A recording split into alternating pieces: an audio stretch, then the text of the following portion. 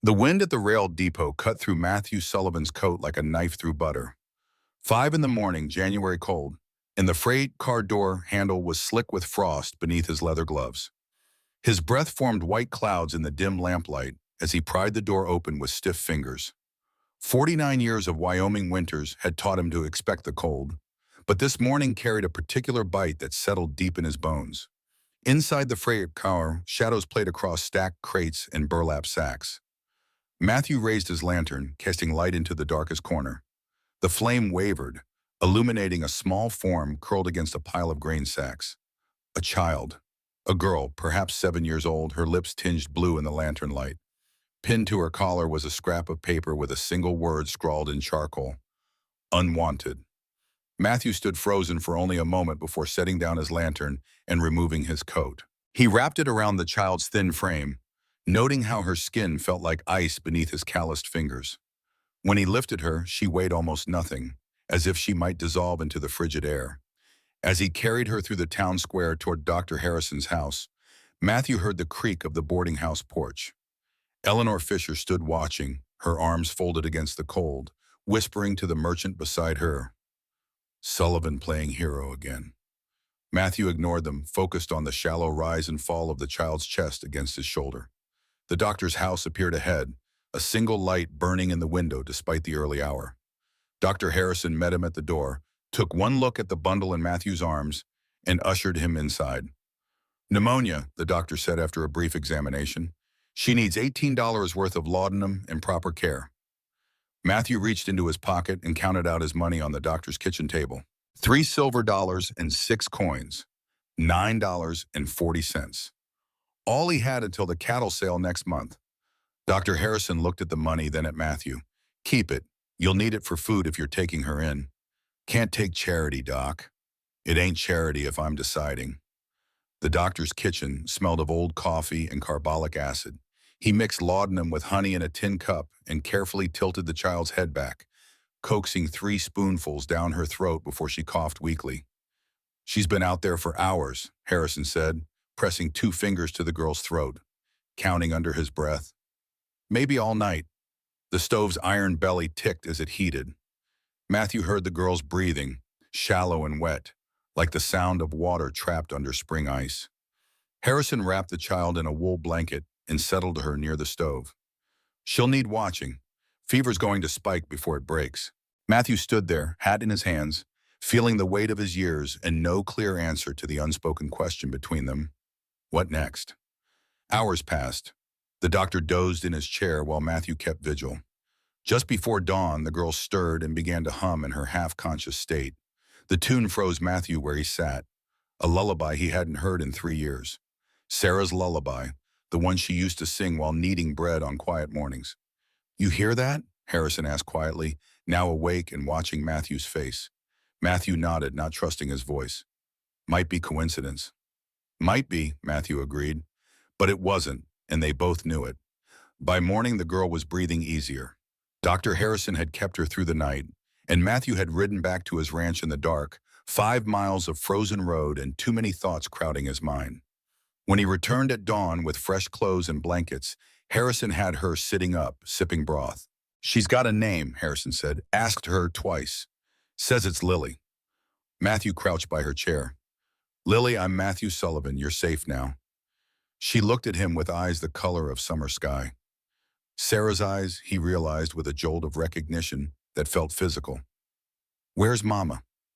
The question sat in the room like a stone. Matthew didn't have an answer that wouldn't break something. Don't know, child, but you're safe with me. She nodded, too tired to argue, and returned to her broth. The Sullivan Ranch was a day's quiet, chores and wind, and the sound of his own boots on the wooden floors. Matthew set Lily in Sarah's old rocking chair near the hearth, tucked a quilt around her thin shoulders, and watched her watch him as he moved through the room, fetching firewood, stirring the stew pot, saying little. His land stretched 160 acres, with a small creek running along the eastern border. The barn and corral stood 30 yards from the main house, sturdy structures he'd built with his own hands when he and Sarah first claimed the homestead 22 years ago. The fields lay fallow now under winter snow, waiting for spring planting. Mid-afternoon, Eleanor Fisher arrived with a basket of supplies: bread, dried apples, a jar of preserves. She set them on the table, glanced at Lily, then at Matthew.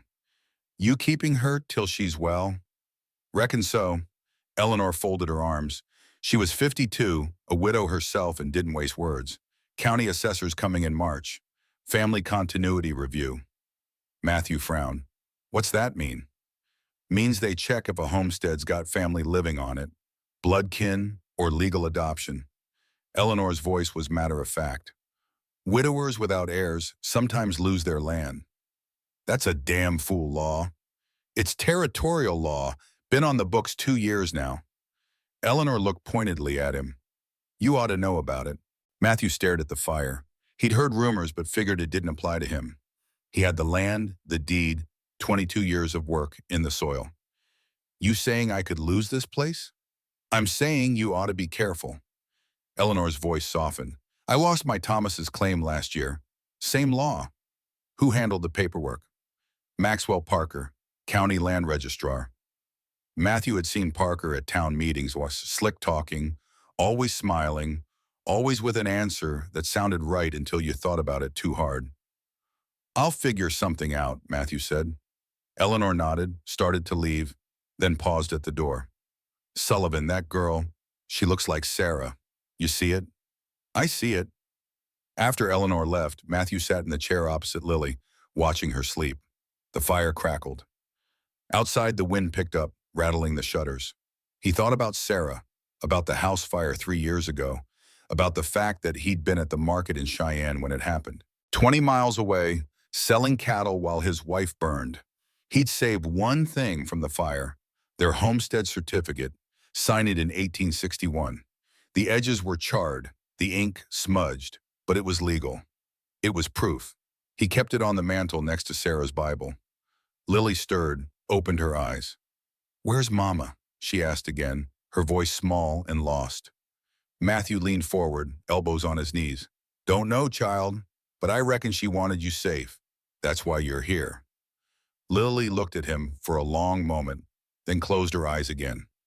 Matthew sat back, feeling the ache in his chest, the kind that didn't come from work or cold, but from something deeper. He didn't know who this child was or why she'd been left at the depot, but he knew one thing: he wasn't leaving her to the county wagon. Not after hearing Sarah's lullaby in her voice. February came with a town meeting at the courthouse. Matthew didn't want to go, but Eleanor insisted. "You need to hear this," she'd said. "Parker's making an announcement." The courthouse square was packed, 40, maybe 50 people crowding the steps and spilling into the street. The air smelled of wet wool and tobacco smoke. Matthew stood near the back, hat pulled low, trying to stay invisible. Lily remained at the ranch with Dr. Harrison checking on her. Maxwell Parker climbed the courthouse steps, his boots loud on the wood. He was a lean man, sharp-featured, with the kind of smile that never reached his eyes. He held up a sheaf of papers. "Good people of this territory," he began, his voice carrying across the square, "I'm here to inform you of a review process. Territorial Code Section 412. A murmur rippled through the crowd. Matthew felt his jaw tighten. Parker continued, "This law has been on the books 2 years, meant to prevent land speculation, keep homesteads in the hands of working families." He paused. "But it also means widowers without heirs, spinsters without kin. They got to prove family residency, blood relation or legal adoption. Otherwise, the land reverts to county control." A voice called from the crowd. "What happens to the land?" "Gets resold, fair auction. Revenue goes to territorial development." Matthew's stomach turned. Fair auction. That meant Parker's friends, the railroad investors, the men with money. Parker shuffled his papers. Already processed 3 cases last year. Benjamin Hollis lost his claim in June. Samuel Turner, August. He looked directly at Eleanor. Thomas Fisher, September. Eleanor's face went pale. Matthew knew Thomas Fisher had been her husband. Knew he died 2 years back, leaving Eleanor with a boarding house and no children. Someone called out, "How much notice they get?" 60 days, standard procedure. Matthew's hands clenched. 60 days to prove something that shouldn't need proving. Parker scanned the crowd, his gaze settling on Matthew. And I see we've got another case pending. Matthew Sullivan, widower, no documented heirs, took in a child recently. His voice dripped with false concern. Charitable, no doubt, but charity ain't family under the law. Every head turned. Matthew felt the weight of 50 eyes, heard the whispers starting. He stepped forward. That girl's my kin. Parker's smile widened. And you'll have no trouble providing documentation. Birth records, marriage certificates, proof of relation. I'll get it. You've got 60 days, Sullivan. Clock starts today. The crowd shifted uncomfortably. Matthew turned and walked away, his boots heavy on the frozen ground. Behind him, the murmurs grew louder. That evening, Eleanor showed up at Matthew's door. She didn't wait for an invitation, just walked in and set a worn leather journal on the table. Found this last week, she said. Your wife's diary. She'd loaned it to me before the fire. Asked me to read a passage about her mother's recipes. Matthew stared at the journal, Sarah's handwriting on the cover. S. Sullivan, 1875. Why are you showing me this now? Eleanor opened it to a marked page. Because of what's written here. Matthew read, April 12, 1876. Rebecca wrote from Omaha. Her baby girl was born 3 weeks ago. Club foot, poor thing, but the surgery went well. She named her Lily. I told Matthew we should bring them here once Rebecca's strong enough. This territory is no place to raise a child alone. Matthew's vision blurred. Rebecca, Sarah's younger sister. He remembered her, quiet, sweet-tempered, married to a railroad man who died in a rail accident. He'd sent money once or twice, but they'd never visited. And then the letters stopped. Rebecca Sullivan Brennan, Eleanor said quietly. Your wife's maiden name? Then her married name? Lily's mother. Matthew looked up. Where's Rebecca now? Dead, I asked around. Cholera outbreak in Omaha, winter of '81. Orphanage took Lily, but their records burned in a fire last year. Matthew felt something crack open in his chest. Lily wasn't some random child left at the depot. She was Sarah's niece. His niece. Why didn't Sarah tell me? Maybe she did. Maybe you forgot. Eleanor's voice was gentle. You were gone a lot those last years. Cattle drives, market trips. Matthew closed the journal, his hands shaking. This proves she's family. No, Eleanor said. It proves your wife knew about her, but without Rebecca's birth certificate, without marriage records, without legal proof, it's just a diary entry. Hearsay. Then what good is it? It's a start, but Parker won't accept it. You need official documents. Matthew stood, paced to the window. Outside, the dark was absolute. No moon, no stars, just wind and cold. So I'm supposed to find records that don't exist? Or you fight them another way? How? Eleanor hesitated. I don't know yet, but I know this. Parker's been doing this for 2 years. 12 homesteads, Matthew. 12 families pushed off their land. And every one of them, the land got resold within a month, always to the same buyer. Frontier Railroad Investment Company. Matthew turned. He's working for the railroad. I can't prove it, but yes, I think so. The fire popped, sending sparks up the chimney. Matthew thought of Lily, asleep in the next room. Thought of Sarah, gone 3 years. Thought of 22 years on this land, every fence post driven by his own hands. Parker said 60 days, Matthew said. That gives me till the 1st of May. That's calving season, Eleanor said. I'm always busy. Eleanor stood, gathered her shawl. At the door, she paused. Matthew, that diary entry, it mentions Sarah wanted to bring them here. Maybe she did. Maybe that's why Lily ended up on that train. Matthew didn't answer.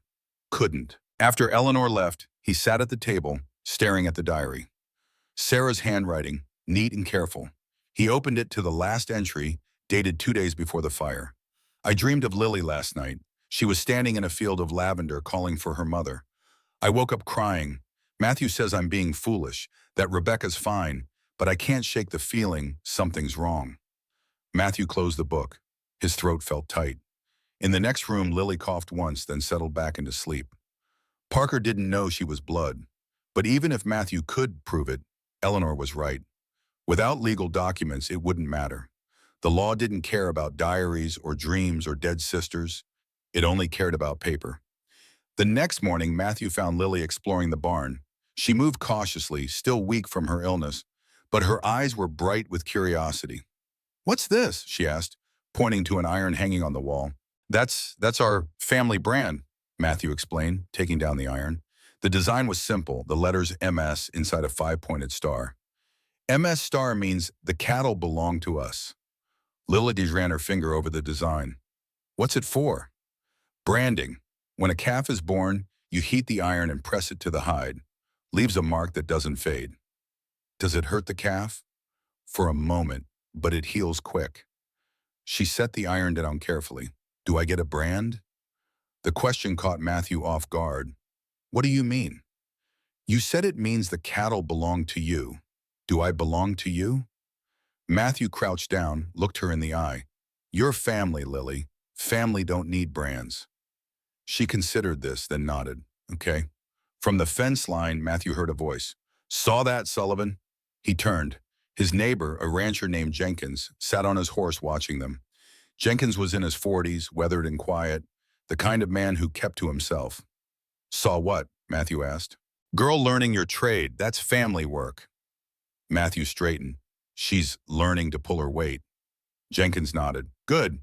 Parker's been asking around, no, wants to know if you're really keeping her or just playing church." "Tell him whatever you want. I'll tell him she's working. That's all I saw." He rode off without another word. Lily watched him go. "Who's Parker?" "Nobody you need to worry about." But inside, Matthew was worrying plenty. Jenkins' words meant the gossip was spreading. People were watching, waiting to see what he'd do. He looked at Lily, her copper hair catching the weak February sun, her small fingers still tracing the edges of the branding iron. That morning, she'd found a forgotten treasure on the shelf, a bar of soap wrapped in faded cloth. "Is this special?" she'd asked, holding it up. "It smells like flowers." Matthew had swallowed hard, recognizing Sarah's last batch of lavender soap, the scent that had once filled every corner of their home. "It was your aunt's," he'd managed. "She made it from flowers she grew." Now as Lily moved, that familiar fragrance drifted from her clothes. Not just Sarah's scent anymore, but becoming Lily's too, connecting past to present in a way no document ever could. Matthew picked up the branding iron, felt its weight, cold metal, rough with rust. He'd need to clean it, reforge it before calving season. The thought settled in his mind, not urgent, but present. Spring was coming, and with it, decisions that couldn't be delayed. Lily tugged his sleeve. "Can I help with the cows when the babies come?" Matthew looked down at her, this child who'd been thrown away, who hummed Sarah's lullaby without knowing why, who asked questions that cut straight to the bone. "Yes," he said, "you can help." Behind them, the wind picked up, carrying the smell of thawing earth and distant rain. Winter wasn't done yet, but it was loosening its grip. Matthew just hoped 60 days would be enough. 3 days later, Matthew rode into town with Lily bundled in the wagon beside him. The girl had been asking questions about the ranch, about Sarah, about why she couldn't remember coming here before. Matthew didn't have good answers, so he kept his responses short and focused on what needed doing. Dr. Harrison's office sat above the apothecary, a narrow staircase leading up from the street. The smell of camphor and iodine hung in the air. Matthew knocked, heard Harrison's voice. "It's open?" Inside, the office was cramped but orderly. Shelves lined with jars and ledgers, a desk covered in papers, an examining table by the window. Harrison looked up from his work, saw Lily and smiled. "How's my patient?" "Better," Matthew said. "Cough's mostly gone." Harrison gestured for Lily to sit on the table. He checked her breathing, looked at her throat, asked her to stick out her tongue. "You're a strong one," he said. "Most children, that pneumonia would have taken them." Lily swung her legs, watching him with curiosity. "My mama said doctors smell like medicine." Harrison chuckled. "Your mama was right." He glanced at Matthew. "Can I speak with you a moment?" "Alone?" Matthew nodded. "Lily, wait here. Don't touch anything." They stepped into the back room where Harrison kept his records. Filing cabinets lined the walls, each drawer labeled by year. Harrison pulled open the one marked 1875, 1877, flipped through folders. "After Eleanor told me about the diary," Harrison said, "I started thinking. I delivered babies in Omaha for 2 years, 74 through 76. Worked at the clinic on Porter Street. He pulled out a folder, opened it. Kept every record. Matthew's pulse quickened. You delivered Lily? Not sure yet. Let me check. Harrison ran his finger down a list of names, dates, notes written in tight script. He stopped. Here, Lily Brennan, born May 14, 1876. Mother, Rebecca Sullivan Brennan. Clubfoot surgery, successful. Discharged June 2nd. Matthew exhaled. That's her. Harrison nodded slowly. It's proof she existed. Proof Rebecca was Sarah's sister. Same maiden name. He closed the folder. But I'll need a judge's permission to present this in court. Medical records are confidential unless subpoenaed. Can you get permission? Judge Morrison comes through on circuit. Won't be back till late April. That's 2 months from now. I know. Harrison's face was grim. Question is, can you hold off Parker that long? Matthew didn't answer right away. He thought of the decree Parker had read at the town meeting, the 60-day countdown. The way the man had smiled when he said Matthew's name. I'll have to. Harrison handed him the folder. Take this. Make a copy if you can. I'll testify when the time comes, but you need to be ready. Matthew tucked the folder inside his coat.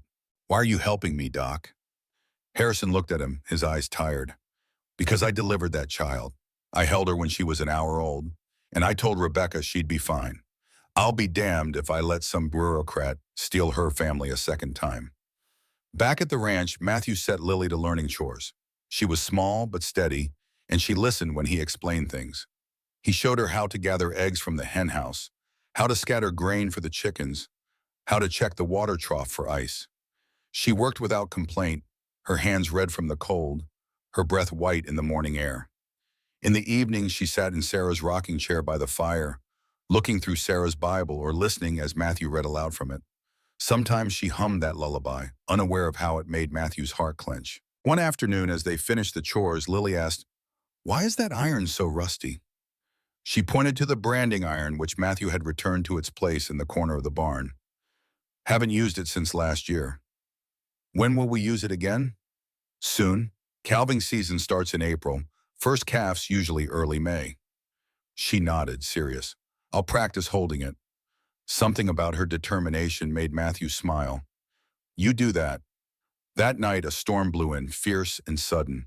Snow piled against the windows. The wind howled through the rafters. Lily sat close to the fire, wrapped in a quilt, while Matthew checked the doors and windows. Will the animals be okay? She asked. They're in the barn. They'll be fine. She was quiet a moment. Then, did my mama die?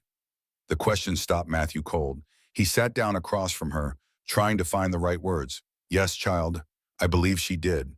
In Omaha some years back. Lily nodded as if confirming something she already knew. I thought so. I remember being sick, and then different people taking care of me. The orphanage? I think so. She looked into the fire. Then they put me on the train, said I was going to a new home. Do you remember who put you on the train? She shook her head. A lady. She pinned the note to me and said someone would want me there, but I don't think she believed it. Matthew's chest tightened. Well, she was wrong about that part. Lily looked up at him, her eyes questioning. You want me? I do. Because I'm your family? Matthew thought of the diary, of the medical records, of the 60 days ticking away. But mostly he thought of this small person sitting before him, asking if she mattered. Yes, he said, because you're family. She smiled then, the first real smile he'd seen from her, and something in the room seemed to shift, as if the storm outside had somehow cleared the air between them. The next morning, Matthew found a notice nailed to the courthouse door, black ink on white paper, official county seal at the top. Abandonment decree, notice of forfeiture review. His name was at the top of the list. Matthew Sullivan, Homestead Parcel 47B. Charges, no documented family continuity per Territorial Code 412. 60-day notice expires May 1st, 1883. Failure to provide blood relation or legal adoption papers results in homestead forfeiture and county resale. Below his name were two others, widows he knew from church. People gathered behind him as he read. Matthew heard boots on the boardwalk, the scrape of a match, low murmurs. Then Parker's voice, smooth and loud. "Afternoon, Sullivan." Matthew turned. Parker stood on the courthouse steps, flanked by two men Matthew didn't recognize. Railroad types by the look of their coats. "Didn't think you'd post it public," Matthew said. Parker smiled. "Transparency is important. People got a right to know which homesteads are under review. That girl's my wife's niece. Then prove it." Parker descended the steps, stopped 3 feet from Matthew. "Birth records, marriage certificates, legal documentation, that's all the law requires." Matthew's jaw clenched. "I'm working on it." "You've got till May 1st. After that, the land goes to auction." Sheriff Davis stepped out of the crowd. He was a lean man, early 50s, with a gray mustache and eyes that missed nothing. "Parker, this seem right to you? Man works land for 22 years. Suddenly, he's got to prove his own family?" Parker's smile never wavered. "I don't make the law, Sheriff. I enforce it. Convenient how it's always widowers and spinsters you're enforcing it on. Those are the cases that require review." Parker turned back to Matthew. "Mr. Sullivan, if you'd like to avoid the public process, I'm authorized to negotiate. Sign the land over now. I'll drop the case. You'd even get a settlement. $500. Matthew's fists clenched. $500 for land worth 10 times that. "I ain't signing nothing." Parker shrugged. "Your choice, but the clock's ticking." He walked past Matthew, his boots loud on the boardwalk. The crowd dispersed slowly. Sheriff Davis stayed, arms folded. "Matthew, you need legal help. Need documents I don't have. Then get them, or find another way." Davis's voice dropped. "I don't trust Parker. Never have. But my hands are tied unless I got proof he's breaking the law." Matthew nodded, climbed back on his wagon where Lily waited. She'd been watching the entire exchange, her face solemn. "Are we in trouble, Lana?" she asked as they drove away. Matthew looked down at her. The truth was yes, they were in trouble. Deep trouble. But he said, "Nothing we can't handle." That night, Eleanor burst into Matthew's cabin without knocking. Her face was pale, her hands shaking. She held a folded paper. "Matthew, you need to see this." He took the paper. It was a copy of the decree from the courthouse door, but at the bottom, below the county seal, was a signature line. "Matthew Sullivan acknowledging notice and waiving contestation rights." Below it, a signature, his name in handwriting that looked almost right. Matthew stared. "I never signed this." "I know, this is forged, but it's notarized. County seal, witness signature, everything legal." Matthew's vision blurred with rage. "He forged my signature. And if it's notarized, a judge might accept it, might say you had your chance to contest and chose not to." Matthew sat down hard, the paper crumpling in his fist. Lily was asleep in the next room. The fire crackled. Outside, the wind howled. "How many others?" he asked quietly. "What? How many other people did he do this to?" Eleanor hesitated. "I don't know, but I can find out." Matthew looked at the charred homestead certificate on the mantel. Sarah had died trying to save it from the fire. He'd carried her out of the flames, but she'd run back in for that paper. Proof of their life together. Proof they'd built something that mattered. And now Parker was trying to steal it with a forged signature. From the bedroom, Lily stirred. Matthew heard the bed frame creak, then her small voice. "Uncle Matthew, are we leaving?" The words stopped him cold. Uncle. She'd started calling him that last week. Hesitant at first, then more certain. He walked to the doorway. Lily sat up in bed, her copper hair tangled, her eyes wide in the dim light. "No," Matthew said, "we're not leaving." "I heard shouting." "That was Miss Eleanor. She's just worried is all." Lily looked past him to where Eleanor stood by the fire. "Are you worried too?" Matthew crouched by the bed. "A little, but worrying don't solve problems. Working does." "What kind of work?" "The kind that proves you belong here." Lily considered this. "Do I belong here?" Matthew felt something crack in his chest. Not break, but crack like ice on a spring river, letting the current through. "Yes," he said, "you belong here." Lily lay back down. Within minutes, her breathing evened out.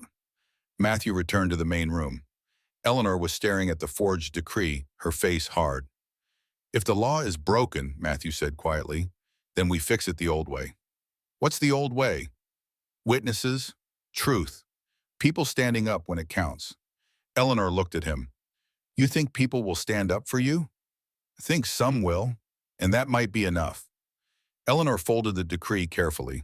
I'll start asking around. See who else Parker did this to. If we can prove a pattern, Sheriff Davis might listen. Maybe. After Eleanor left, Matthew stood at the window, staring into the darkness that enveloped the ranch. The land he'd worked for 22 years lay beyond the glass, a legacy built with his hands and Sarah's, now threatened by a signature that wasn't his. He touched the scar on his left hand, a reminder of the fire that took Sarah. The same fire she'd run back into, trying to save the homestead certificate that now sat charred but legible on the mantel. Matthew and Sarah Sullivan, 160 acres, granted 1861. From Lily's room came the soft sound of breathing, occasionally punctuated by that haunting lullaby, Sarah's lullaby, that the girl somehow knew by heart. Matthew's gaze shifted to the rusty branding iron he'd brought in from the barn. An idea began to form, something his father had taught him long ago. If Parker wanted proof of family, Matthew would give him proof the old way. Not with papers that could be forged, but with work that couldn't be denied. The law has paper, he whispered to himself. We have iron. Parker had 60 days to enforce his decree. Matthew had 60 days to prove him wrong. He turned down the lamp and settled into Sarah's rocking chair, the plan solidifying in his mind. In the hearth, the fire shifted, sending a shower of sparks up the chimney like stars fleeing into the night. I won't let him take it, Sarah, he promised the darkness. Not your home, not your niece. And somewhere in her dreams, Lily hummed Sarah's song, note for note, as if it had always been hers to sing. Eleanor Fisher's boarding house kitchen smelled of fresh biscuits and lye soap. Matthew arrived before dawn, hat in hand, to find Eleanor already awake and 3 townswomen sitting at her table with coffee cups. He recognized them. Mrs. Brenner, whose husband had died in a mining accident, Mrs. Yates, a spinster who ran the schoolhouse, and young Sarah Jenkins, the neighbor's daughter. Eleanor gestured to an empty chair. Sit, we've been talking. Matthew sat. The women watched him with expressions he couldn't quite read. Determination, maybe, or quiet anger. After you left last night, Eleanor said, I started thinking. Parker's been doing this for 2 years. 12 homesteads, all widows or widowers, all resold within a month. She pushed a piece of paper across the table. I made a list. Matthew scanned the names. Some he knew, others were strangers. My husband's name is on that list, Mrs. Branner said quietly. Lost our claim in '79. Parker said we didn't have family continuity. I had 3 children, Matthew. 3. But they were all under 10, and he said that didn't count. Needed adults. That's a damn lie, Matthew said. It's the law, or how he interprets it. Mrs. Yates leaned forward. We can't prove he forged anything on our cases. Too much time's passed. But we can testify about yours. Matthew frowned. Testify to what? That Lily lives with you, that she works your ranch, that she's part of your household. Eleanor tapped the table. It's not blood proof, but it shows intent. Judges respect community vouching. Won't hold up in court without documentation. Maybe not, Eleanor said, but it'll show Parker we're watching, that we're not afraid of him. Matthew looked at the women, tired eyes, worn hands, faces that had seen loss and kept going. You'd risk that, standing up against him? Mrs. Brenner's voice was still. He took my land, Matthew. I got nothing left to lose. Eleanor pulled out a stack of papers already written in careful script. Affidavits, witness statements. She handed one to each woman. Says you've observed Lily Sullivan at Matthew's ranch, participating in family labor, residing as kin. Mrs. Yates signed without hesitation. So did Sarah Jenkins. Mrs. Brenner paused, pen hovering, then wrote her name in firm strokes. Eleanor looked at Matthew. I'll get more. 20, 30 if I can. Won't win your case, but it'll make Parker sweat. Matthew's throat felt tight. Why are you doing this? Because my Thomas believed in community, Eleanor said quietly.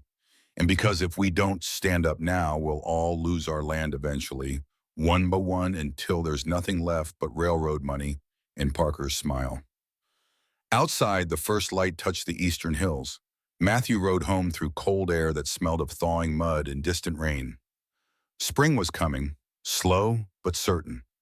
At the ranch, he found Lily in the barn, trying to lift a hay bale twice her size. She dragged it halfway across the floor before giving up. "What are you doing?" Matthew asked. "Helping?" She wiped her hands on her dress. "You said family pulls their weight." Matthew crouched beside the bale, showed her how to cut the twine and scatter the hay by armfuls instead.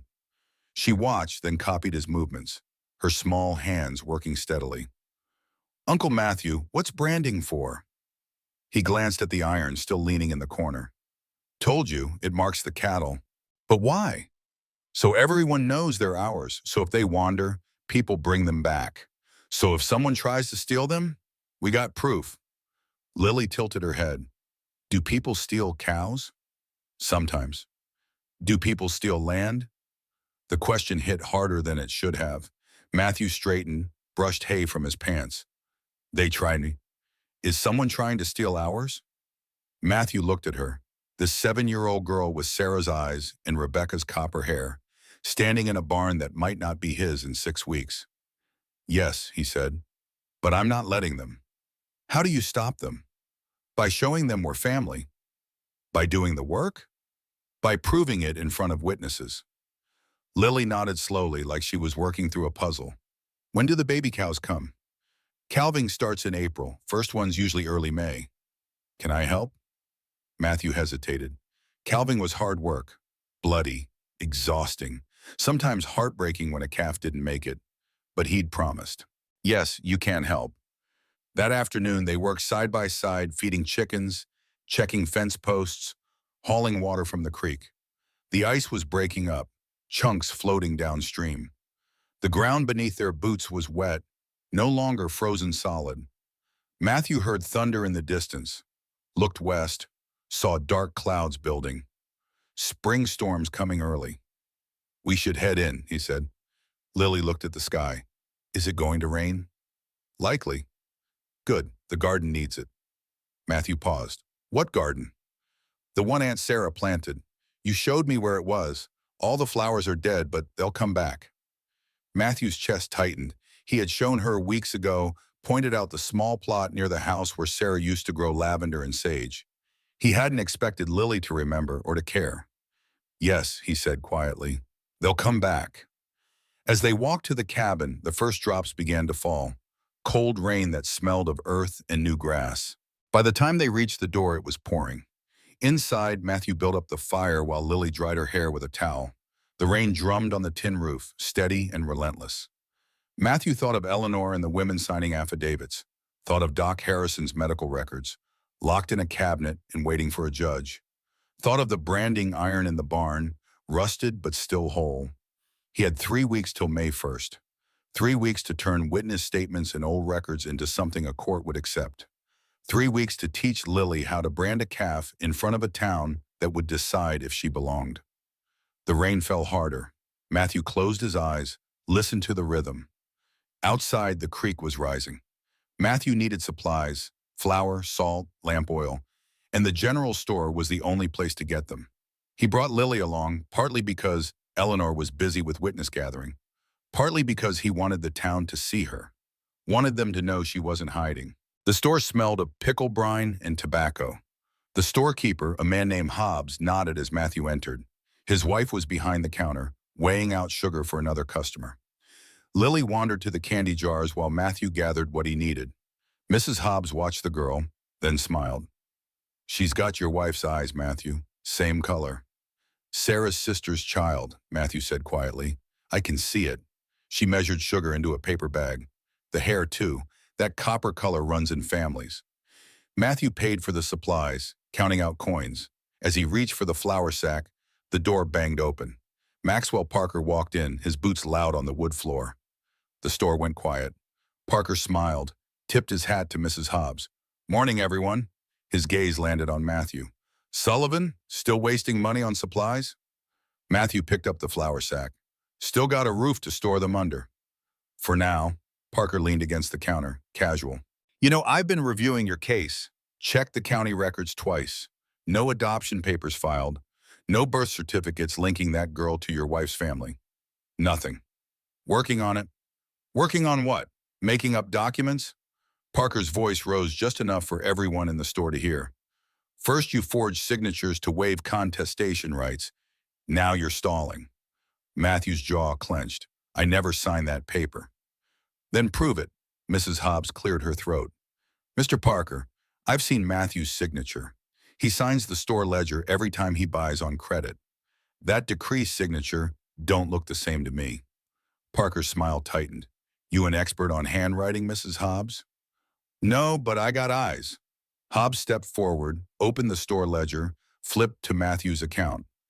Here, March 2nd, March 9th. And here's the decree copy Eleanor showed me. He set them side by side. Don't match. Parker glanced at the ledger. His expression unchanging. Witnesses won't save you, Sullivan. Only paper does. He turned and walked out, the door slamming behind him. The store stayed quiet for a moment. Then Mrs. Hobbs said softly, We believe you, Matthew. Matthew nodded, his throat tight. He gathered his supplies and left, Lily following close behind. 2 days later, Sheriff Davis sent word.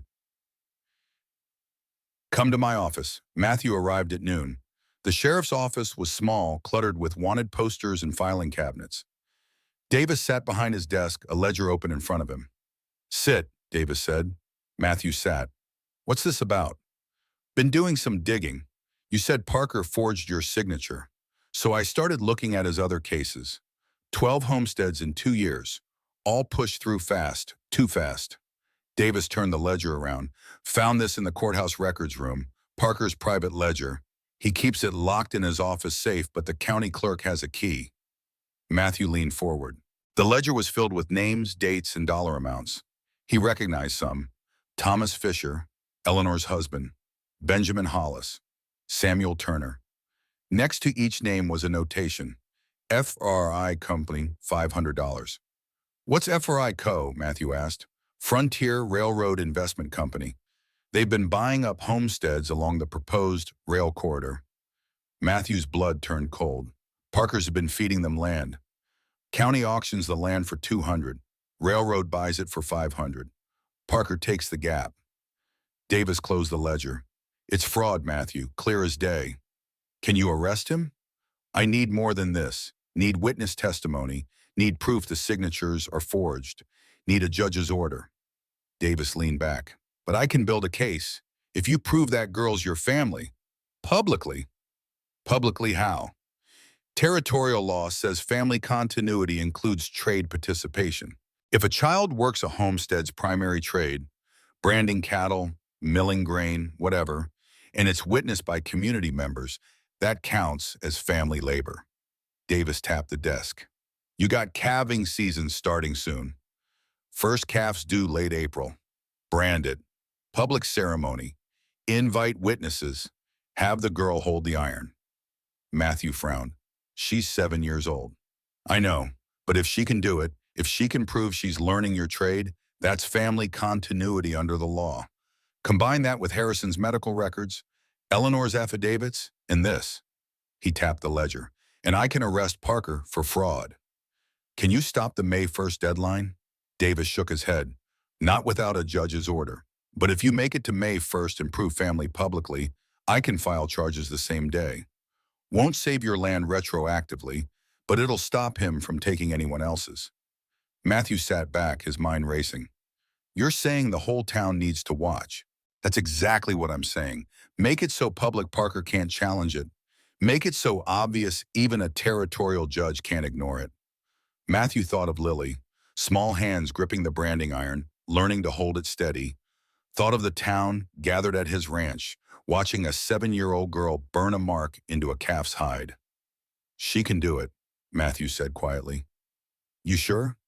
I'll teach her. Davis nodded. Then we got a shot. He stood, offered his hand. I don't like men who steal from widows and orphans, Matthew. Let's take him down. Matthew shook his hand, felt the weight of the moment settle in his chest. That evening, Dr. Harrison arrived at the ranch with a folder under his arm. Heard from the sheriff about the plan, he said, and I'm in. Harrison set the folder on the table. Got Lily's birth record, surgery notes, Everything. Judge Morrison arrives April 28th. I'll request permission to present medical evidence that day. That's 3 days before the deadline. I know, cutting it close, but if the sheriff arrests Parker on May 1st, the judge will have to review the case. Your ceremony gives him reason to pause the forfeiture. Matthew opened the folder, saw the neat handwriting. Lily Brennan, born May 14th, 1876. Mother Rebecca Sullivan Brennan. Proof, real, documented proof. Why are you risking this, Doc? You could lose your license if Parker retaliates. Harrison's face was grim. Because I delivered that child. I held her when she was an hour old. I told her mother she'd be fine. He paused. I'll be damned if some county clerk steals her family twice. After Harrison left, Matthew sat at the table, staring at the birth record. Outside, the night was clear, stars scattered across the sky like seeds. He heard Lily moving in the next room, then her voice. Uncle Matthew, can I ask you something? Come here. She patted out in her nightdress, bare feet on the cold floor. Matthew pulled her onto his lap. What is it? When I brand the calf, will it hurt the calf? For a moment, but it heals. Will people be watching? Yes. Wait. Matthew looked at her, this child who'd been thrown away and found, who carried Sarah's blood in Rebecca's name. Because sometimes people need to see the truth to believe it. Lily nodded, her small face serious. I won't let my hands shake. I know you won't. She rested her head against his chest, and Matthew felt the weight of her trust. Absolute, unearned, terrifying. Outside, a coyote howled. The stars wheeled overhead, and somewhere in town, Parker was likely planning his next move. But Matthew had a plan too. May 1st was coming, and when it did, the whole territory would see what family looked like when it was earned in fire and witnessed in daylight. April was a month of preparation. Matthew cleaned the barn, fixed the corral, made sure everything was ready for calving season. Lily followed him everywhere, learning each task with serious attention. He took the branding iron to Gregory, the blacksmith, who cleaned off the rust and reforged the metal until the MS star gleamed. Heard about what you're planning, Gregory said as he worked the bellows. The forge glowed orange-red, heat radiating in waves. Bold move. Only move I got. Gregory nodded, understanding. He'd come from Pennsylvania, lost everything when the banks collapsed in '73. Knew what it meant to fight for what was yours. I'll be there, he said, hammering the hot metal. Whole town will. At home, Matthew cut a wooden practice iron, exact weight and shape of the real thing. He showed Lily how to hold it, where to place her thumb, how to keep her wrist steady as she pressed down. Count to 3, he instructed. Not too fast, not too slow. Lily practiced daily, her small face set in concentration. Matthew watched her improve, saw the growing steadiness in her hands, the confidence in her movements. The first pregnant cow went into labor on April 25th. Matthew stayed with her through the night, Lily beside him, wrapped in a blanket against the cold. He explained each stage, the water breaking, the hooves appearing, the head, the shoulders. Sometimes you have to help them, he said, demonstrating how to pull gently when the cow strained. Just enough to guide, not enough to force. The calf arrived just before dawn, wet and wobbling. Lily's eyes were wide with wonder as the mother cow licked her newborn clean. Can we brand him now? She asked. Not yet. He needs to grow a bit, and we want to wait for May 1st when the judge is here. Lily nodded, understanding the plan now. The next day, Eleanor came with news. I've got 32 signatures, she said, showing Matthew the stack of affidavits. Everyone from Mrs. Hobbs to the minister's wife. Even some men signed. Jenkins, Gregory, Wilson from the feed store. Matthew looked at the names, felt something tighten in his chest. Thank you. No need. This is for all of us. She glanced at the newborn calf in the corral. Is that the one? Yes. Bull calf, strong legs, good for the ceremony. Eleanor smiled. Perfect.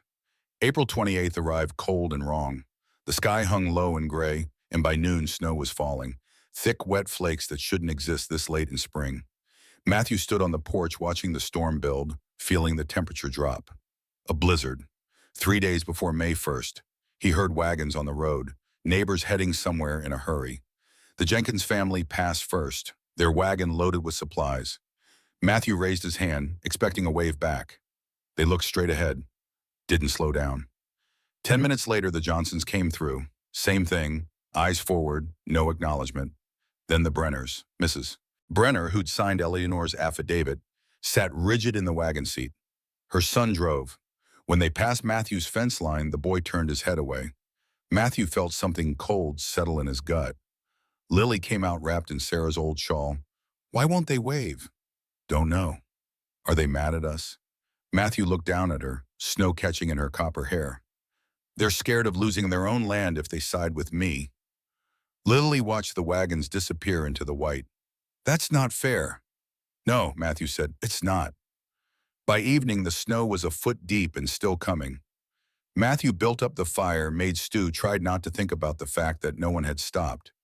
In the old days, before Parker, before the decrees, neighbors sheltered together during storms, shared food, shared warmth, looked out for each other. Not anymore. Now they were all alone, watching their own backs, terrified the county would come for them next. Matthew stood at the window, his breath fogging the glass. Behind him, Lily sat by the fire, humming Sarah's lullaby. Uncle Matthew, she said quietly, what if we can't do it? Can't do what? The branding. What if I mess up? Matthew turned. Lily looked small in the firelight, her face shadowed with worry. He crossed the room, crouched beside her chair. You won't mess up. But what if my hand shakes? What if I drop the iron? Then I'll steady your hand and we'll do it together. Will people laugh? Matthew's throat tightened. No one's going to laugh. Lily's eyes were bright with unshed tears. Why do we have to prove we're family? Can't people just see it? Matthew didn't have a good answer. He pulled her into a hug, felt her small body trembling. Some people see what they want to see, he said quietly. Others see what's true. We just got to make sure enough people see the truth. Outside, the wind howled. Snow piled against the windows. The cabin felt small and fragile, like it might blow away. Matthew held Lily until she stopped shaking, until her breathing evened out. Then he carried her to bed, tucked her in, and sat beside her until she fell asleep. When he returned to the main room, he looked at the branding iron leaning against the wall. Tomorrow he'd make sure the newborn calf was healthy, make sure Lily practiced one more time. Tomorrow, if the storm passed. April 29th dawned clear and bitter cold. The storm had blown through, leaving the world white and silent. Matthew went to check on the livestock. The barn was warm with animal heat, the new calf strong and alert beside his mother. Later, Sheriff Davis rode out, his horse struggling through the deep snow. Thought you should know, he said, stamping snow from his boots on the porch. Parker's been busy, called an emergency town meeting yesterday during the storm. Told everyone you were planning to defraud the county with a fake branding ceremony. Matthew's jaw tightened. That why no one stopped to help? Partly. He also warned that anyone caught supporting you would have their own land claims reviewed. He can't do that. He's got people scared enough to believe he can. Davis looked grim. Judge Morrison arrived this morning. Parker's already been to see him, tried to get him to sign off on your forfeiture early. What did the judge say? He's reviewing the case. Said he'd wait till May 1st as required, but I don't like how Parker got to him first. Matthew nodded, absorbing the bad news. Did Harrison see the judge yet? About the medical records? Yes. Morrison said he'll consider them, but he didn't seem impressed. Said diary entries and medical records aren't the same as legal adoption papers. Matthew felt the walls closing in. So it all comes down to the ceremony. I'm afraid so. Davis looked at Lily, who was listening from the doorway. How's our young brander doing? Lily stepped forward, standing straighter. I'm ready, Sheriff. Davis smiled. Good girl, you show them all on May 1st. After Davis left, Matthew checked the branding iron once more, making sure the metal was clean, the handle secure. Lily practiced with the wooden model, her movements becoming smooth with repetition. When I press the iron, she recited, I count to 3. Not too fast, not too slow. And you say, Mess star, this is my family's mark. Good. That evening, Eleanor arrived with more bad news. Parker had convinced 6 of her 32 witnesses to retract their statements. Fear of reprisal, fear of losing their own land. But the others are still with us, she insisted, 26 strong, and I've sent word to everyone about the ceremony. May 1st, your ranch, noon sharp. Matthew nodded, thankful but worried. Will they come? After the storm? After Parker's threats? Some will. Eleanor's voice was firm. The ones with courage. The ones who remember what community means. April 30th was a day of waiting. Matthew went about his chores, checking the cattle, feeding the horses, chopping wood. Lily followed, asking fewer questions than usual, a seriousness about her that hadn't been there before. Just before sunset, they walked together to the small hill behind the house where Sarah was buried. A simple wooden cross marked the spot, nearly hidden now by the tall grass. Lily knelt beside the grave, placed a handful of early spring wildflowers she'd collected. Aunt Sarah would have liked thee, she said. Matthew nodded, not trusting his voice. Lily seemed so certain about a woman she'd never met. Or had she? Had Sarah managed to see her niece before the fire? Had she kept that secret from him? He'd never know now. Tomorrow's the day, Lily said, standing up. Are you scared, Uncle Matthew? The question caught him off guard. He'd been so focused on preparing her, he hadn't examined his own feelings. A little, he admitted, not of the branding, of what comes after. If we lose the ranch? Yes. Lily took his hand, her small fingers fitting inside his calloused palm. We won't lose it. I'll do it right. I promise. Matthew squeezed her hand gently. I know you will. They stood together as the light faded, watching the sunset paint the snow-covered fields gold, then pink, then deep purple. This is our home, Lily said quietly, no matter what papers say. Matthew nodded. Yes, it is. Night brought no rest to the Sullivan homestead. Each time Matthew rose to stoke the fire, he found himself pausing at Lily's doorway, watching her fitful sleep. Even in dreams, her hands mimicked the branding motion, the wooden practice iron clutched tight against her chest. Dawn approached with painful slowness. When the first light finally broke, it revealed a sky so intensely blue it seemed to mock yesterday's storm, nature's own judgment on what was to come. It's time, Matthew said, more to himself than to Lily, when she appeared in the doorway, eyes shadowed but determined. They prepared in silence. Matthew donned the clothes he'd saved for funerals and weddings. A white shirt yellowed with age but scrubbed clean. The brown wool vest Sarah had sewn for their 10th anniversary. Boots rubbed to a dull shine with tallow. For Lily, they'd transformed one of Sarah's dresses. Eleanor had spent evenings taking in the waist, shortening the hem, her needle flashing in the lamplight. Now, with her copper hair tied back with Eleanor's blue ribbon, Lily stood before him, no longer just a child found in a freight car, but a Sullivan preparing to claim her birthright through fire and iron. I'm not afraid, she said, though her voice trembled slightly. Good, Matthew replied, kneeling to meet her eyes. Because they need to see that we know what they don't. What's that? That you've always belonged here. By mid-morning, Matthew heard the first wagons. Not many, just 3 at first. Eleanor, Dr. Harrison, Gregory the blacksmith. They came with solemn faces, determination in their steps. Then more. Mrs. Hobbs from the general store, the minister and his wife, Jenkins, their neighbor, Wilson from the feed store. One by one they arrived, standing in a rough semicircle around the branding area Matthew had prepared. 20 people, then 25. Just before noon, Sheriff Davis rode in, official in his badge and coat. Behind him came Judge Morrison, a gray-haired man with sharp eyes and a reputation for fairness. And behind them both, uninvited, but inevitable, Maxwell Parker. Parker wore a suit, his boots polished, his smile fixed. 2 men flanked him, railroad company men by their dress. They stood apart from the others, watching with cold calculation. Matthew nodded to the crowd, felt Lily's hand slip into his, steady and warm. Appreciate you all coming, he said, his voice carrying across the yard. This is a family matter, but territorial law says it needs witnesses. He gestured to Lily. This is Lily, my wife's niece. She's learning the trade, same as any child learns their family's work. Parker's voice cut through the air. This is fraud, Sullivan. That girl's not blood family. Dr. Harrison stepped forward. Actually, she is. He opened his folder, held up a document. Birth record, Lily Brennan, born May 14th, 1876. Mother, Rebecca Sullivan Brennan. I delivered her myself in Omaha. Medical records confirm Rebecca was Sarah Sullivan's sister. The crowd murmured. Parker's face darkened. That don't prove relation to Sullivan. Eleanor stepped forward, holding a stack of papers. And I have 26 affidavits from townspeople who've witnessed Lily living at Matthew's ranch, working his land and participating in family labor. Parker turned to Judge Morrison. This is a circus. Shut it down. Morrison looked uncertain. Sheriff Davis stepped between them. Let them finish. Parker's jaw clenched. You're overstepping, Sheriff. Am I, or am I watching a family prove what you said they couldn't? Matthew moved to the fire pit where Gregory had built a small forge.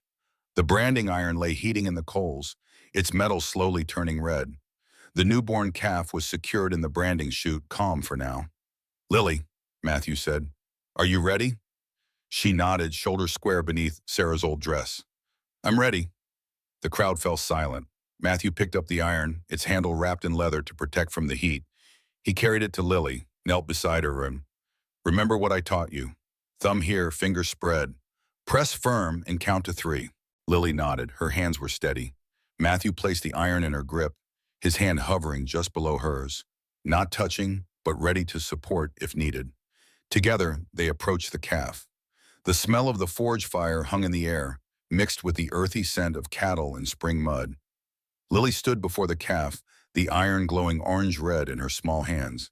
She took a deep breath. The crowd held theirs collectively. Lily lowered the iron to the calf's hide. The smell of burning hair and hide filled the air.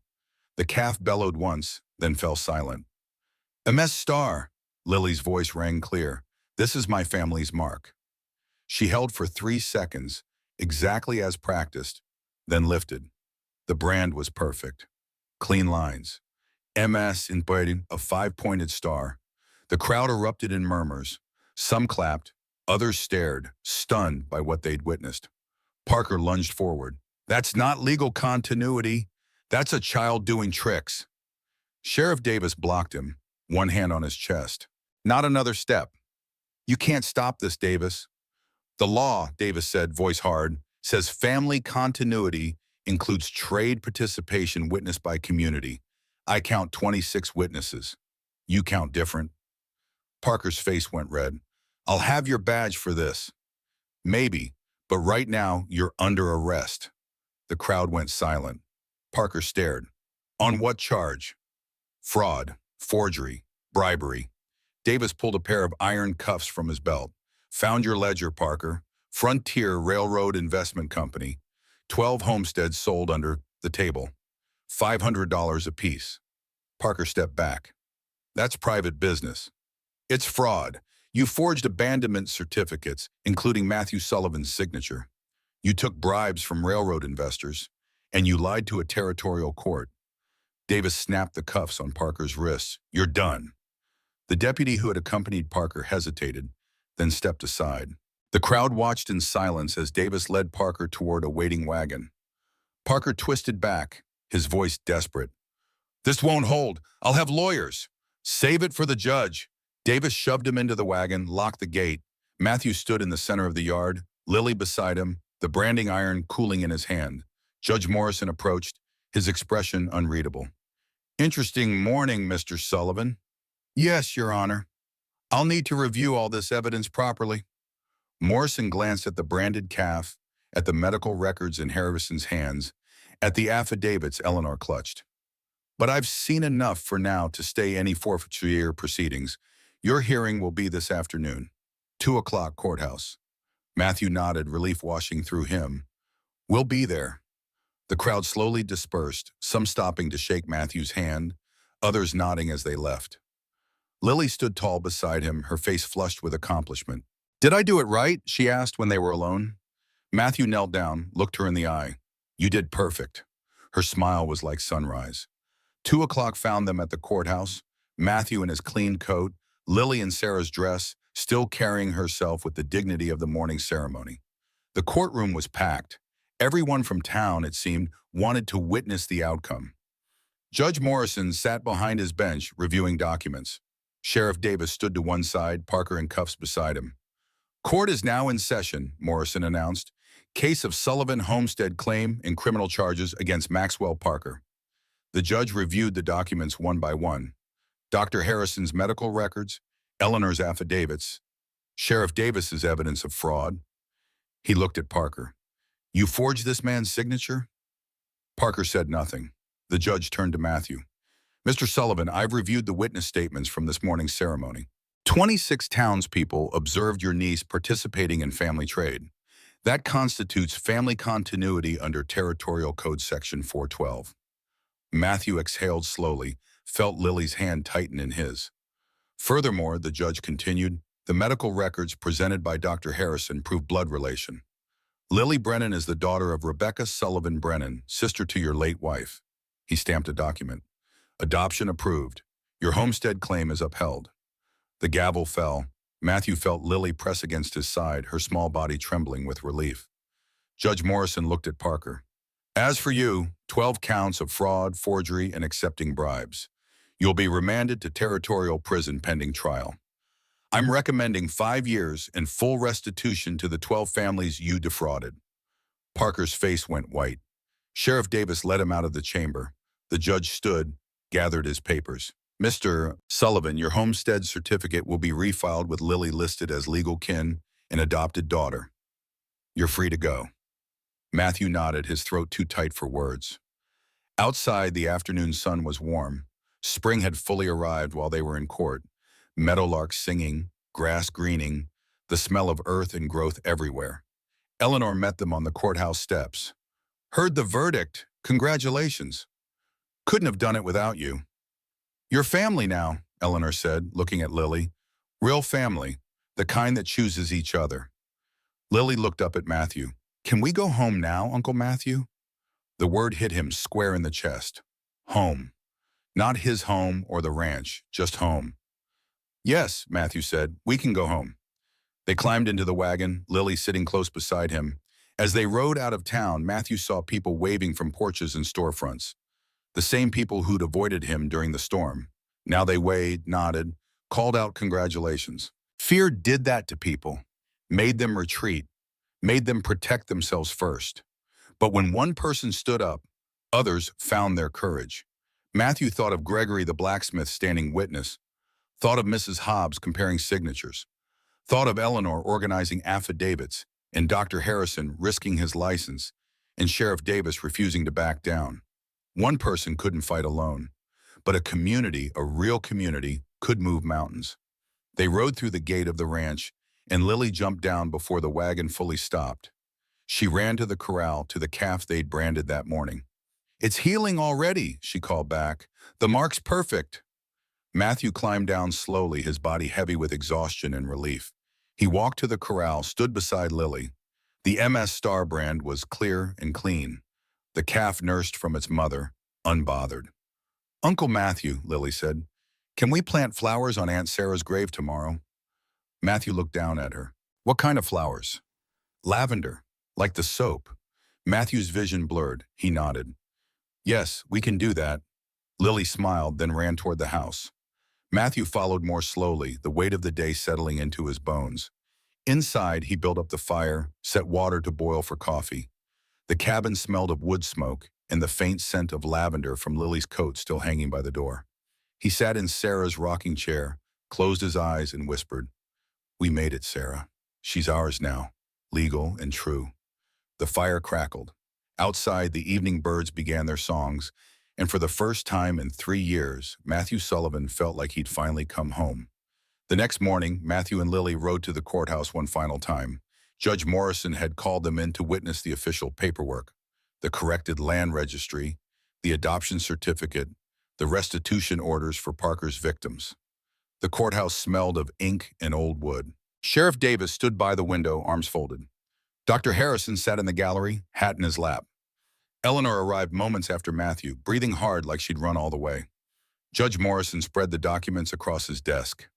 Maxwell Parker has been sentenced. 5 years in territorial prison. He'll also pay restitution to 12 families whose homesteads were fraudulently seized. Eleanor's hand went to her mouth.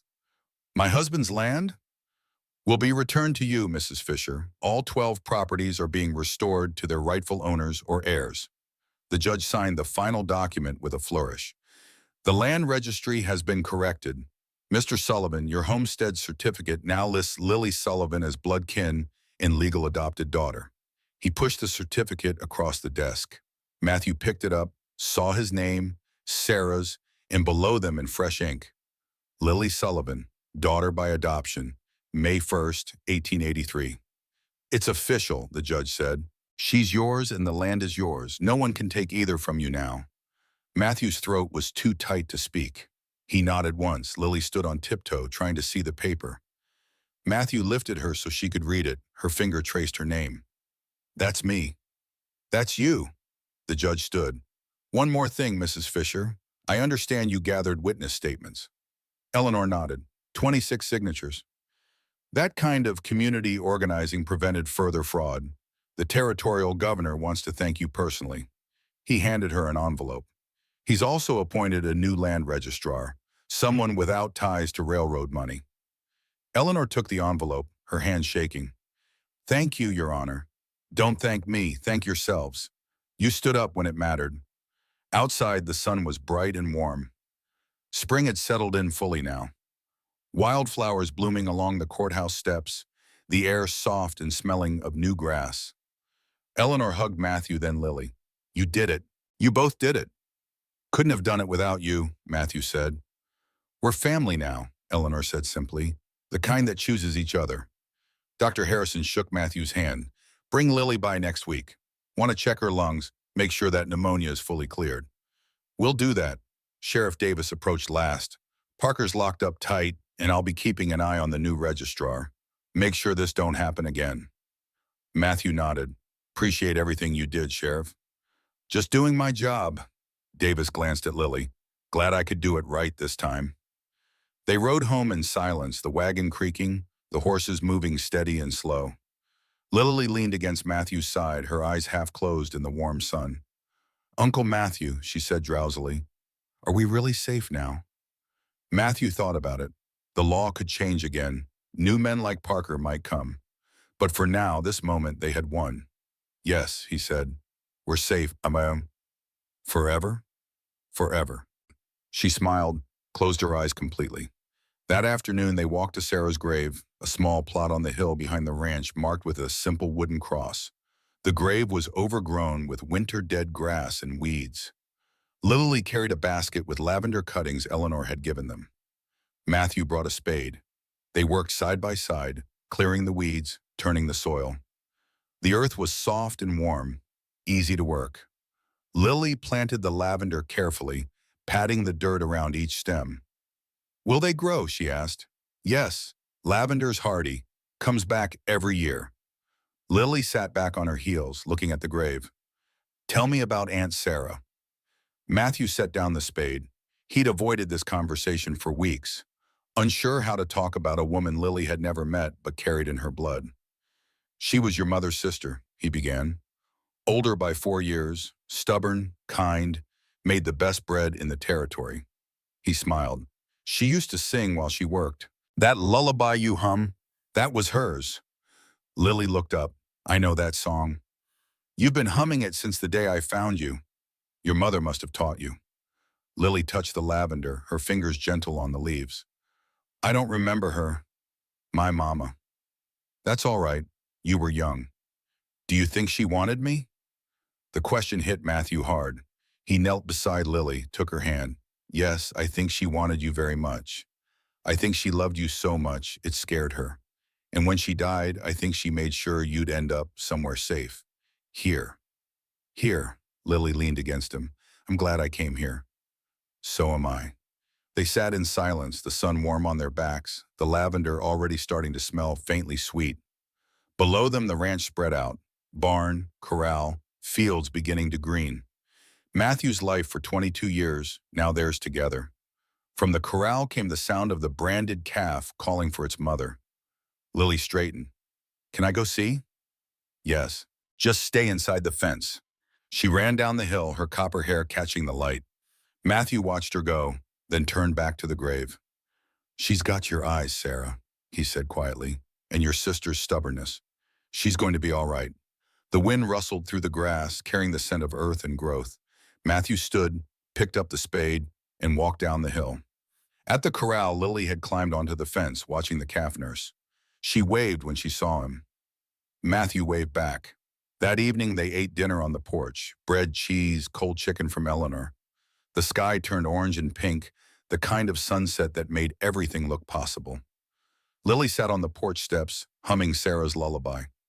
Matthew sat in the rocking chair, whittling a piece of wood, a toy horse for Lily, though he hadn't told her yet.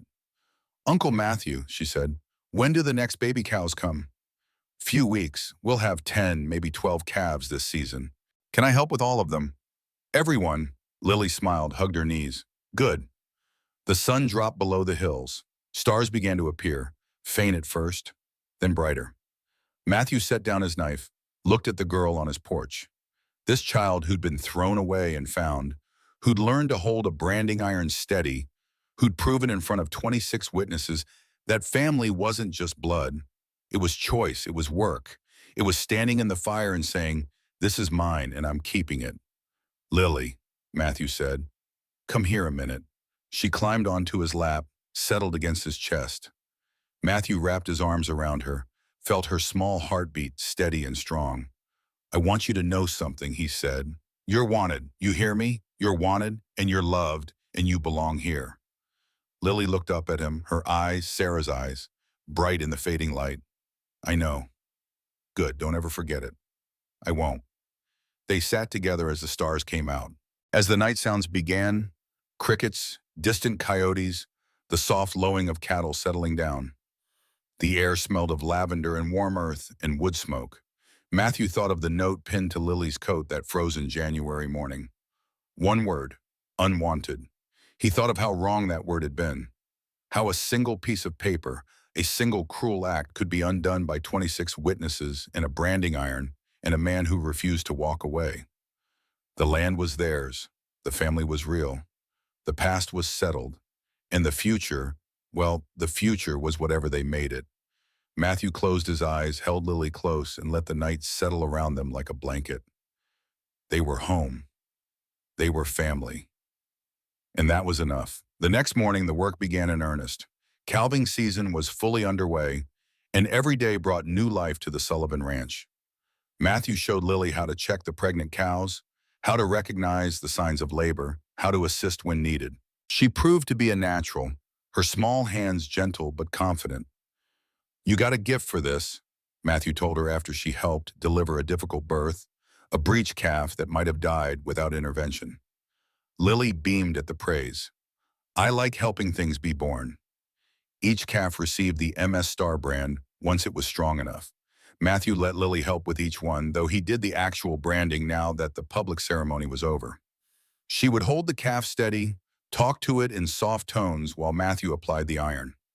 News of Parker's arrest and sentencing spread through the territory. Other landowners came forward with similar stories, and the scandal grew. The territorial governor launched an investigation into land registry practices across 3 counties. 2 more officials were arrested for fraud. The railroad company denied knowledge of Parker's actions and quickly distanced themselves from the scandal. Eleanor Fisher received her land back, 120 acres her husband had worked for 15 years before his death. She sold the boarding house and moved back to the farm, determined to make it profitable again. Matthew and Lily helped her repair fences, clear fields, plant crops. Never thought I'd see this place again, Eleanor said, standing in the doorway of her farmhouse. Thomas would be pleased.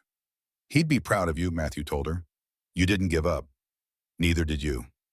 The community changed after Parker's arrest. People who had kept to themselves, afraid of drawing attention, began to gather again. Sunday socials after church, barn raisings, harvest festivals. The connections that had frayed under fear began to mend. Matthew found himself more involved than before. He'd always been a solitary man, especially after Sarah's death.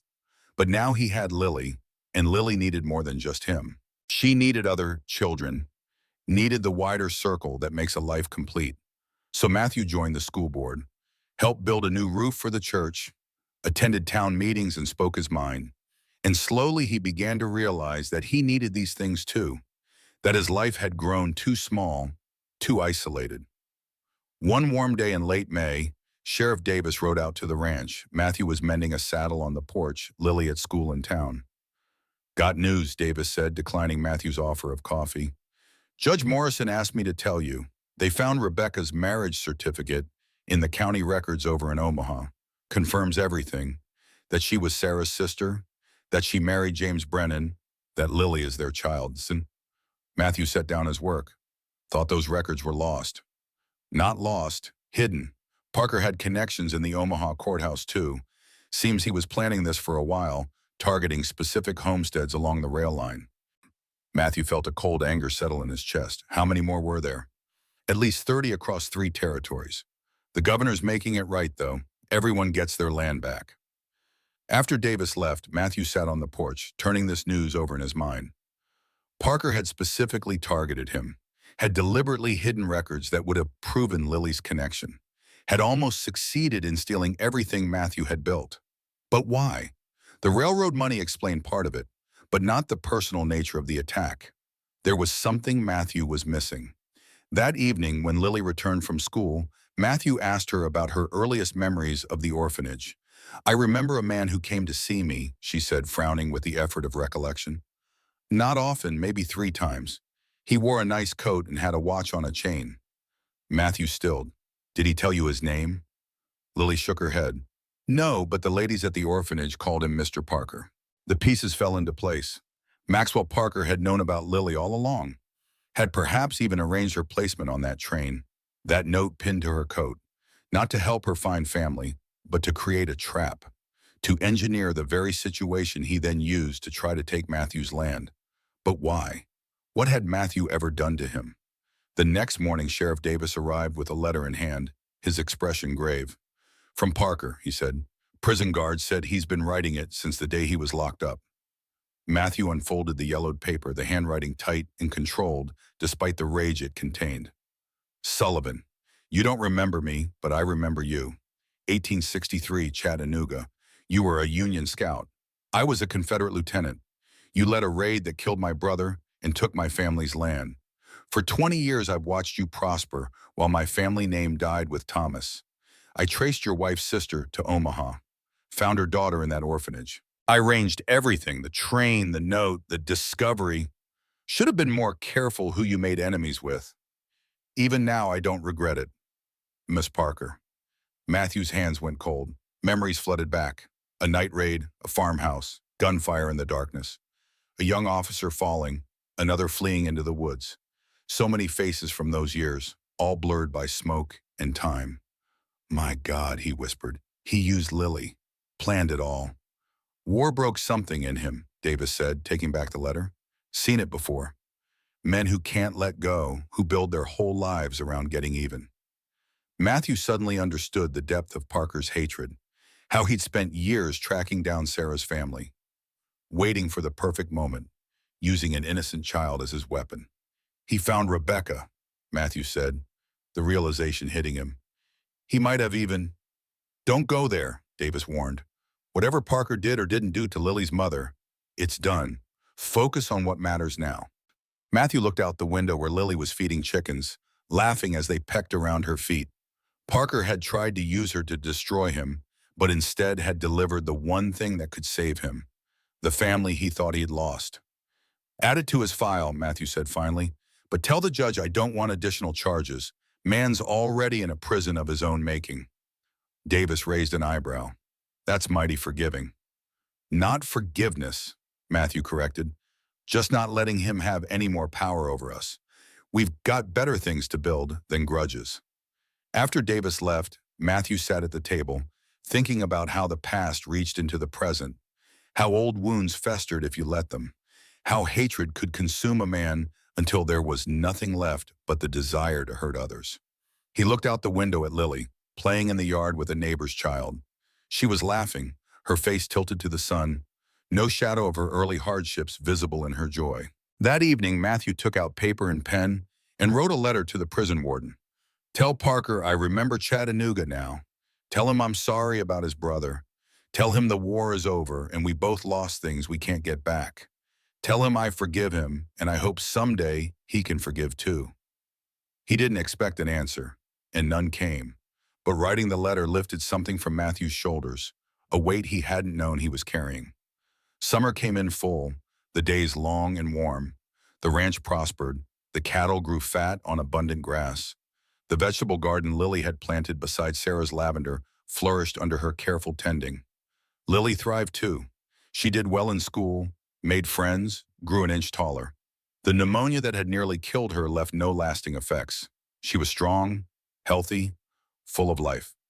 One night in July, a traveling photographer came to town. He set up his equipment in the churchyard and offered family portraits for $2 each. Eleanor insisted on paying for Matthew and Lily to have their picture taken. "Every family needs a portrait," she said firmly. So they sat, Matthew in his good shirt, Lily in a new dress Eleanor had helped her make. They were stiff at first, uncomfortable under the photographer's scrutiny. Then Lily whispered something that made Matthew smile, and the photographer captured that moment. The two of them connected by shared humor, by affection, by choice. When the photograph was developed, Matthew had it framed and hung it above the mantel, next to Sarah's Bible and the now restored homestead certificate. The three things that defined his life: faith, land, family. August brought the county fair. Lily entered her lavender sachets in the children's handicraft competition and won a blue ribbon. Matthew's 2-year-old bull took second place in its category. They celebrated with lemonade and spun sugar, walking the fairgrounds until dusk. As they drove home, Lily clutching her ribbon, she asked, "Uncle Matthew, do you think my mama and Aunt Sarah can see us from heaven?" Matthew considered the question carefully. His faith was private, not something he talked about easily, but this mattered to Lily. "Yes," he said finally. "I think they can. I think they're proud of you." "And of you too?" Matthew swallowed hard. "I hope so." "I know so," Lily said with the certainty of childhood. "You saved me. You fought for me. Of course they're proud." Matthew couldn't answer, his throat too tight with emotion. He simply nodded and drove on toward home, the stars emerging above them, the road familiar beneath the wagon wheels. Fall came, the aspens turning gold, the nights growing cooler. Lily started a new year of school, now in the third reader. Matthew sold his cattle at good prices, laid in supplies for winter, repaired the barn roof. In October, Judge Morrison stopped by the ranch on his circuit. He'd been assigned to a new territory, but wanted to see how things had turned out. "Wanted you to know," he told Matthew as they sat on the porch, "the changes you helped start have spread. New land laws across 3 territories now explicitly protect widowers and orphans. The old loopholes closed for good." Matthew nodded, satisfied. "That's good news." "You changed things, Sullivan. You and that girl of yours. We just did what needed doing." The judge smiled. "That's usually how change happens." Winter came again, the world turning white and quiet. Matthew and Lily settled into the peaceful rhythm of the season. Long evenings by the fire, reading or playing checkers. Early mornings feeding livestock, breaking ice on the water troughs. Sundays at church, then dinner with Eleanor and other neighbors. On the anniversary of the day Matthew found Lily at the depot, they baked bread together using Sarah's recipe. The familiar scent filled the cabin, and as Lily kneaded the dough, she hummed Sarah's lullaby. "I remember more now," she said suddenly, "about my mama. She used to sing this song too, and she'd tell me stories about her sister Sarah, who lived on a big ranch out west. She said someday we'd go there." Matthew paused in stoking the fire. "You never mentioned that before." Lily shrugged. "I didn't remember before, but I do now." She continued kneading. "I think that's why I wasn't scared when I woke up here. It felt like I was supposed to be here all along." Maybe she was right, Matthew thought. Maybe this had always been the plan, disrupted by death and distance, but finding its way in the end. Spring returned, and with it calving season again. This time Lily needed less instruction. She moved with confidence among the cattle, knew what to do, when to call for Matthew, when to handle things herself. They branded the new calves together, a routine now rather than a public statement. But Matthew never forgot that first branding ceremony, never took for granted what it had secured for them. As the years passed, the ranch prospered. Matthew added more land, more cattle. Lily grew tall and strong, her copper hair darkening slightly, her eyes still that startling blue. She had her mother's quick mind, her aunt's determination, and something entirely her own, a quiet joy, a certainty about her place in the world. She finished school at 16, the top of her class. The teacher wanted her to continue to the academy in Cheyenne, But Lily declined. My place is here, she told Matthew. This is where I belong. Part of him wanted to insist she go, expand her horizons beyond the ranch, beyond him. But another part, a selfish part perhaps, was relieved. He couldn't imagine the place without her now. So she stayed, becoming his full partner in the ranch. They added sheep, expanded the garden into a proper orchard, built a new barn. Lily had a gift with horses and began breeding them, developing a line known for its intelligence and endurance. Matthew watched her grow into herself, proud beyond words. Sometimes he caught himself looking for traces of Rebecca or Sarah in her face, her gestures. But increasingly he saw just Lily, wholly herself shaped by choice and circumstance, into someone unique. When she was 20, a young rancher from the next county began calling. Daniel Wilson was steady, hardworking, respectful. Matthew liked him well enough but worried all the same. Would marriage take Lily away from the ranch, from him? But his fears proved unfounded. Daniel proposed, Lily accepted, and they built a small house on Sullivan land. Close enough for daily work together, far enough for privacy. The arrangement suited everyone. Their wedding day dawned clear and warm. The whole community gathered at the church, then at the ranch for the celebration. Eleanor, now in her 70s, cried happy tears. Dr. Harrison, retired but still spry, danced with the bride. Matthew gave Lily away, his heart full, as he placed her hand in Daniel's. Later, as the music played and lanterns glowed in the dusk, Lily found him sitting alone on the porch steps. You okay, Uncle Matthew? She still called him that, though he had been her father in every way that mattered for 15 years. Just thinking. About what? About that day at the depot, about how different things might have been. Lily sat beside him, her wedding dress rustling. But they weren't different. They were exactly as they should be. Matthew smiled. Yes, they were. 3 years later, Lily's first child was born, a girl with copper hair and blue eyes. They named her Sarah, of course. Matthew held his granddaughter and marveled at life's circles. Here was Sarah again, in a way, and Rebecca, and all the love that had seemed lost but had only been waiting, dormant, for the right moment to bloom again. As Sarah grew, Lily taught her the lullaby, the one that had traveled through generations, across distance and loss, to find its way home. And when the child was old enough, Lily showed her how to brand a calf, how to hold the iron steady, how to count to 3. MS Star, the child would say solemnly, this is my family's mark. And it was, a legacy of choice and determination and love that would outlast them all. 20 years after he found a freezing child in a freight car, Matthew Sullivan sat on his porch, watching his granddaughter play in the yard that had once seemed in danger of slipping away. Eleanor was gone now, peacefully in her sleep. 2 winters passed. Dr. Harrison, too. A new generation ran the town, worked the land, but the story remained. The story of a man who fought the law with its own rules, of a community that found its courage, of a child who held a branding iron steady and claimed her place in the world. Sometimes visitors asked about the MS Star brand, curious about its origin. Matthew would smile and tell them it stood for Matthew and Sarah Sullivan. But in his heart, he knew it had come to mean more. Mark of survival, memory sustained. More than Sullivan. One evening, as the sun set over the land that would pass to Lily, then Sarah, then whoever came after, Matthew sat with his granddaughter on his knee. Tell me the story again, she pleaded, about how Mama came to the ranch. So Matthew told her about the freight car, the note, the branding ceremony, about Parker and Eleanor and Sheriff Davis, about family made through choice rather than just blood. And that's why we brand the calves, Sarah asked, though she'd heard the answer many times before. That's part of it, Matthew said. The brand says what belongs together. It says, this is ours and we protect our own. Sarah nodded, satisfied. I'll protect our own too, when I'm bigger. I know you will. Later, after the child was asleep, Matthew walked to the hill where Sarah, his Sarah, was buried. The lavender Lily had planted years ago now grew thick and fragrant, a purple cloud in the moonlight. He stood there, feeling the years in his bones but peace in his heart. We did all right, he told the silent grave. That girl of ours turned out fine. The wind moved through the lavender, carrying its scent across the ranch. Matthew closed his eyes and breathed it in.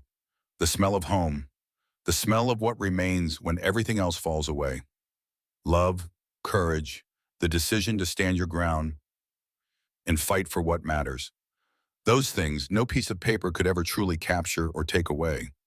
Those things endured, passing from one generation to the next like a treasured heirloom, like a well-made brand that leaves its mark clear and true.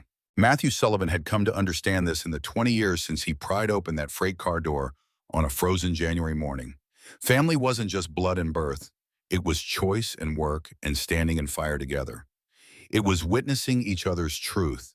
It was finding the courage to say, "You are wanted. You belong here.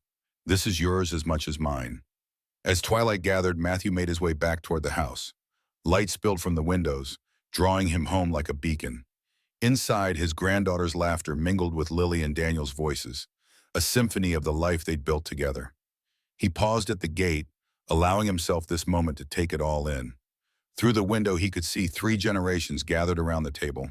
His family, not by accident of birth, but by choice, by perseverance, by love proven in fire.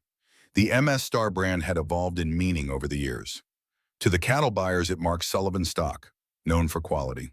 To their neighbors, it represented integrity and community. But to Matthew, it would always mark the day a 7-year-old girl with a scrap of paper labeled "Unwanted" pinned to her collar became something else entirely. Chosen, essential, home. And as he crossed the threshold into warmth and welcome, Matthew knew that this bond forged stronger than blood, stronger than law, was what truly remains when all else fades away.